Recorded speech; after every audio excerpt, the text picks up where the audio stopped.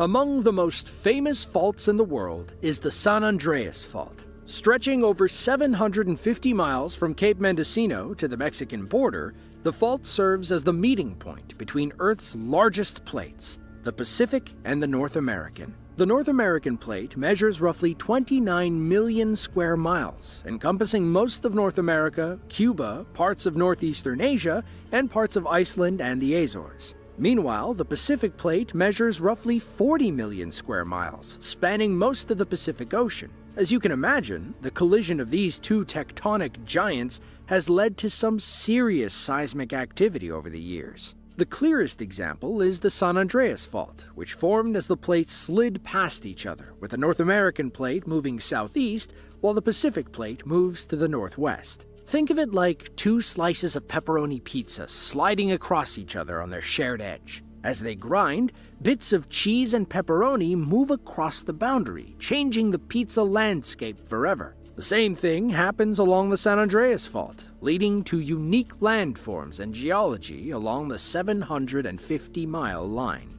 Obviously, the edges of tectonic plates aren't quite as smooth as slices of pizza. They get stuck quite often, leading to several powerful earthquakes in California's history. The most famous is the 1906 San Francisco earthquake, which claimed the lives of over 3,000 people and leveled over 80% of the city. Because the quake predates the Richter scale by 30 years, scientists can only estimate its strength based on the damage. Most agree on 7.9. But values ranging from 7.7 to 8.3 have been floated over the past century. At roughly 500 million years old, New Zealand is actually pretty young. It used to be a much larger landmass and part of the Gondwana supercontinent, which encompassed Antarctica, Australia, Africa, South America, and India. In extremely simple terms, New Zealand snapped off and floated away thanks to millions of years of tectonic activity. Then, most of it was consumed by the Pacific Ocean.